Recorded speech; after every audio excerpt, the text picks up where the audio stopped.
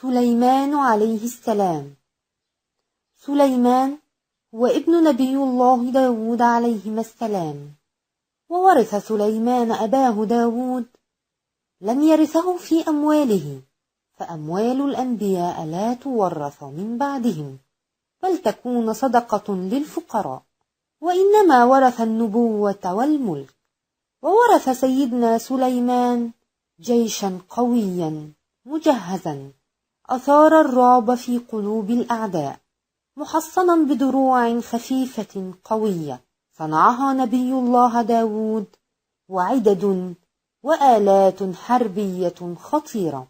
وقد رفع سيدنا سليمان كفيه ودعا الله قائلا: رب اغفر لي وهب لي ملكا لا ينبغي لأحد من بعدي. وحقق الله دعوته ووهبه ملكا فريدا عظيما ومعجزات باهرة. كان سيدنا سليمان يعرف لغة الطير والحيوانات، وكان يستطيع بقدرة الله أن يكلمها ويأمرها ويوظفها في خدمته. وقد قال سيدنا سليمان لقومه في إيمان عميق، وقال: يا أيها الناس، علمنا منطق الطير وأوتينا من كل شيء، إن هذا لهو الفضل المبين. وكان سليمان عليه السلام يستخدم الطير فتنطلق بأمره لتنقل إليه أخبار الأعداء ليستعد للمواجهة. وكان يسخر الجان، واستطاع بفضل الله السيطرة على الجان، فكان يوظفهم جنودا في أثناء الحرب والقتال، وعمالا لبناء مملكته أثناء السلام. وسيطر سيدنا سليمان على الشياطين أيضا، وهو نوع شقي من أنواع الجان. وكانت الشياطين تبني لسيدنا سليمان البيوت والقصور والمحاريب والتماثيل. كانت الشياطين تصنع قدورا لطعام الجنود، قدورا ضخمة رأسية كأنها الجبال. وبعض الشياطين كان يغوص إلى قاع البحر ليستخرج منه اللؤلؤ والياقوت والمرجان. ومن يتمرد من الشياطين على أوامر سيدنا سليمان يقيده بسلاسل حديدية. وتحكم سليمان عليه السلام في الريح بقدرة الله عز وجل، واستخدم بساطا من الخشب كان يستقر فوقه، ويأمر الريح فتجري به إلى أي مكان يريده أو يقصده. وكان سليمان عليه السلام يحمل فوق ذلك البساط كل ما يحتاجه من خيام وأمتعة وخيول وحيوانات وطيور. وكانت الريح ترفع ذلك البساط الخشبي لأعلى، ثم تجري به في ساعات قليلة ما كان المسافر العادي يقطعه في شهور. أنعم الله على سيدنا سليمان بنعمة أخرى، فأسال له عين القطر، وهو من النحاس، فمزجه بالحديد وصنع البرونز، ومنه ابتكر السيوف والدروع والخناجر البرونزية ليستخدمها في القتال، وكانت هي أقوى أسلحة في هذا الزمان. كان سيدنا سليمان ملكا قويا، أقوى ملوك الأرض بجيشه القوي ومعجزاته التي أكرمه بها الله تعالى. وكان أكثر الناس ذكرا لله، وأكثرهم شكرا على هذه النعم وهذه المعجزات. وكان لا ينقطع عن الصلاة والصيام والتسبيح لله. وقد أثنى عليه الله تعالى في كتابه الكريم، قال تعالى: نعم العبد إنه أواب. صار سيدنا سليمان في جيشه الكبير وحوله جنوده من الجن والإنس والطيور التي تحلق فوقهم لتظلهم. وراح يتقدم في واد، فرأت نملة الجيش الهائل فأثار فزعها وخافت على قومها، فصاحت محذرة: يا أيها النمل ادخلوا مساكنكم لكي لا يحطمكم سليمان وجنوده وهم لا يشعرون. سمع سيدنا سليمان قولها وفهمه، فابتسم ضاحكا. إنه رغم قوته وقوة جيشه الهائل فهو حنون على كل المخلوقات، ولا يمكن أبدا أن يقتل هذه المخلوقات الضعيفة.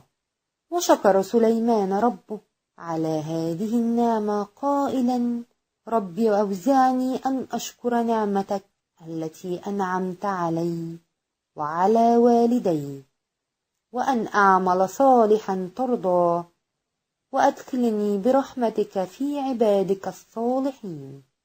في أحد الأيام تفقد سيدنا سليمان جيشه من الطير، فلاحظ غياب الهدهد، وكان يستخدمه في البحث عن الماء، فيدله على الأماكن التي يوجد بها ماء تحت الأرض، فيرسل سيدنا سليمان الشياطين ليحفروا في هذه الأماكن لاستخراج الماء.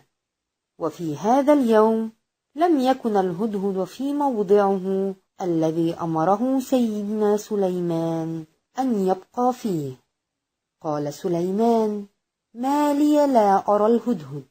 كان لجيش سيدنا سليمان نظام دقيق، فكان كل جنوده من الإنس والجن والطير يلتزم بأوامر سيدنا سليمان وينفذها بدقة، وقد ضايقه غياب الهدهد دون إذن، فقال متوعدا: إذا لم يقدم لي الهدهد حجة قوية لغيابه فسوف أعذبه أو أذبحه. لم يمر وقت طويل حتى عاد الهدهد ووقف أمام سيدنا سليمان قائلا: لقد كنت في مهمة استطلاع، ذهبت إلى مملكة سبأ ورجعت بخبر في غاية الأهمية. لقد وجدت امرأة تحكمهم وعندها كل شيء ولها عرش عظيم، وجدتها وقومها يسجدون للشمس من دون الله، واستنكر الهدهد أن يسجد الناس للشمس ولا يسجدوا لله. قال سليمان عليه السلام: سننظر أصدقت أم كنت من الكاذبين. ثم كتب سيدنا سليمان رسالة وسلمها إلى الهدهد قائلا: اذهب بكتابي هذا إلى أهل سبأ فاعطه لهم، ثم انتظر لكي نسمع ماذا يقولون. وانطلق الهدهد حاملا كتاب سيدنا سليمان إلى مملكة سبأ. جلست ملكة سبأ في عرشها المزخرف بأنواع الجواهر واللآلئ والذهب، وحولها كبراء قومها ومستشاروها، ومدت يدها بالكتاب الذي ألقاه الهدهد أمامها. قالت: يا أيها القوم، لقد جاءني كتابا كريم، إن سليمان يدعونا لنسلم لله، فماذا تقولون؟ وسألت مستشاريها عن رأيهم في هذه الرسالة، فأجابوا: نحن أقوياء أيتها الملكة، ونستطيع أن نحارب سليمان وجنوده ونهزمهم بقوتنا، وفي النهاية الأمر لك. فكرت الملكة ثم قالت: إن الملوك إذا دخلوا قرية أفسدوها وجعلوا أعزة أهلها أذلة. خافت الملكة أن يهزمها سيدنا سليمان ويدخل مملكتها ويستولي على كنوزها وثرواتها، ويسجن الأمراء والكبراء فيجعلهم أذلة.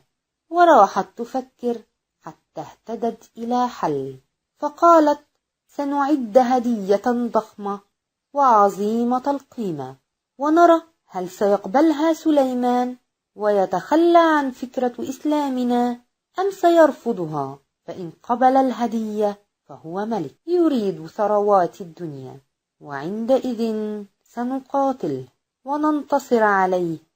أما إذا رفضها فهذا دليل على أنه نبي، وعندئذ سنتبعه. وأعدت الملكة هدية عظيمة وأرسلتها إلى سيدنا سليمان، وراحت تنتظر رده في قلق.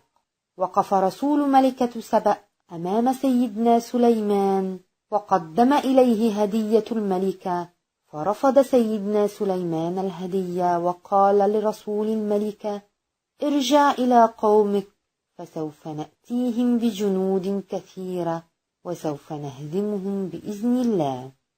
هدده سيدنا سليمان أنه سيحارب الملكة وينتصر عليها، وأمره بإبلاغ الرسالة إلى الملكة. وانصرف الرسول. عرف سيدنا سليمان من جنوده أن ملكة سبأ ستأتي إليه في وفد من مملكتها، وراح يفكر في طريقة يجعل بها الملكة تسلم لله. أراد أن يبهرها بقوته وقدرته التي منحها الله له، واستقر رأيه أن يحضر كرسي العرش الخاص بها لتجده في انتظارها. فسأل جنوده من يأتيه بعرش ملكة سبأ قبل أن تصل هي ومن معها. قال عفريت من الجن: أنا آتيك به قبل أن تقوم من مقامك. كانت المسافة بين مجلس سليمان عليه السلام في فلسطين وعرش ملكة سبأ في اليمن تقدر بآلاف الأميال. تعهد الجني أن يأتي بالعرش في ساعات معدودة قبل أن ينصرف سليمان عن مجلسه، لكن كان هناك من يستطيع أن يحضر عرش الملكة في وقت أقل. قال رجل عنده علم من الكتاب: أنا آتيك به قبل أن يرتد إليك طرفك. ولم يكد ينتهي من كلماته حتى كان العرش أمام سيدنا سليمان. لقد أحضره بمعجزة خارقة من الله عز وجل. جاء العرش إلى سيدنا سليمان في وقت أقل من الذي تستغرقه العين لكي ترمش، أي تغلق وتفتح. رأى سيدنا سليمان عرش الملكة مستقرا أمامه. قال: هذا من فضل ربي ليبلوني أن أشكر أم أكفر. ونظر إلى العرش وقال لجنوده: غيروا من شكل العرش وبدلوا قليلا من منظره لنرى هل ستتعرف عليه ملكة سبأ أم لا.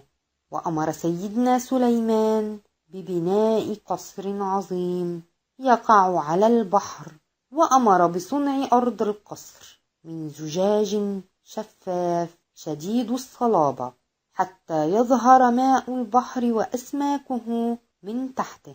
وهكذا استعد سيدنا سليمان لاستقبال الملكة، وأخبرته فرق الاستطلاع أن الملكة قد وصلت. فوجئت الملكة بعرشها أمامها، ووقفت ذاهلة تفكر كيف سبقها العرش ووصل إلى سليمان. سألها سيدنا سليمان: أهكذا عرشك؟ قالت الملكة: كأنه هو. قال سيدنا سليمان: وأوتينا العلم من قبلها وكنا مسلمين. قارنت الملكة بين عقيدتها التي تعبد الشمس وعقيدة سيدنا سليمان المسلم الذي يعبد الله، ومدى العلم الذي وصل إليه، وتأكدت أنه يملك قدرات هائلة بإيمانه بالله وعلمه. شعرت الملكة أنها كانت مخطئة في عقيدتها، وبدأت تفكر في الإسلام. قال سيدنا سليمان لها: تفضلي بالدخول إلى القصر الذي أعددته لك. وكانت أرضه من الزجاج الشفاف، وعندما رأته رفعت ثيابها حتى لا يبتل. فقال لها سيدنا سليمان: لا تخافي على ردائك لن يبتل، فأرض القصر من البلور الشفاف الناعم الذي لا يظهر. وهنا مس الإيمان قلب الملكة، وأدركت أن إيمان سليمان بالله جعله يصل إلى هذه الدرجة من العلوم المبهرة المتقدمة التي رأتها في كل ما وقع عليه بصرها منذ وصولها. وأعلنت الملكة إسلامها، قالت: رب إني ظلمت نفسي وأسلمت مع سليمان لله رب العالمين. كان سيدنا سليمان دائما يؤدي الصلاة في وقتها، وكانت الصلاة عنده دائما أهم شيء ولا يشغلها عنه شيء. وذات يوم في وقت صلاة العصر، بينما كان يستعد لإحدى المعارك، وقف يستعرض الخيل ويعدها للحرب، وفجأة تنبه سيدنا سليمان أن وقت الصلاة يوشك أن ينقضي، فأسرع ليصلي العصر قبل أن تغرب الشمس، واستغفر الله لأن الخيل شغلته عن الصلاة. ثم عاد إلى الخيل وراح يمسح على أعناقها وأرجلها وهو يستغفر الله ويتوب إليه. وقرر سيدنا سليمان الاستغناء عن الخيل التي شغلته عن الصلاة، وعوضه الله بخير منها، فلقد سخر له الريح لكي تحمل بساطه الخشبي مع جنوده ومتاعه إلى أي مكان يريده. منح الله سيدنا سليمان معجزات عديدة ونعما لا تحصى، ثم أراد الله أن يختبر إيمانه، فأصاب سليمان عليه السلام مرض شديد حار فيه الأطباء، وعجز أطباء الإنس والجان على إيجاد علاج له، حتى صار سيدنا سليمان كأنه جسد بلا روح. واستمر المرض وازداد، وسيدنا سليمان لا يكف عن ذكر الله والصلاة والتسبيح والدعاء والاستغفار. وانتهى اختبار الله لسليمان عليه السلام، وأنعم عليه بالشفاء، وعادت إليه صحته وقوته. وحمد سيدنا سليمان الله تعالى وشكره على نعمته. كانت حياة سليمان عليه السلام حافلة بالمجد والانتصارات والمعجزات، وكان موته آيات من آيات الله عز وجل. كان سيدنا سليمان يسخر الجان لأعماله في الحرب والسلام، وكانت الجان تدعي أنها تعلم الغيب. وقد جاء موت سليمان عليه السلام لينفي تماما أن الجن يعلم الغيب. كان سيدنا سليمان يسخرهم ويعاقب من لا يستجيب له، فلما مات لم تعلم الجن بموته. لقد دخل سيدنا سليمان محرابه للصلاة وللعبادة، وجلس متكئا على عصاه، وقبض ملك الموت روحه، وظل جسده متكئا على العصا دون أن يتحرك. ورآه الجان فظنوا أنه يصلي، واستمروا في أداء الأعمال التي كلفهم بها. مرت أيام طويلة، وجاءت نملة وبدأت تأكل عصا سيدنا سليمان حتى تكسرت العصا، وسقط جسد سليمان عليه السلام على الأرض، وهرع الناس إليه وأدركوا أنه نبي الله سليمان قد مات منذ أيام. وعرفوا حقيقة الجان وأنهم لا يعلمون الغيب، فلو كانوا يعلمونه ما لبثوا في العذاب بعد وفاة سيدنا سليمان. وبكت كل المخلوقات على سيدنا سليمان، بكى الناس على نبيهم وملكهم، وبكت الطيور والوحوش والحيوانات وهي تودع سليمان عليه السلام.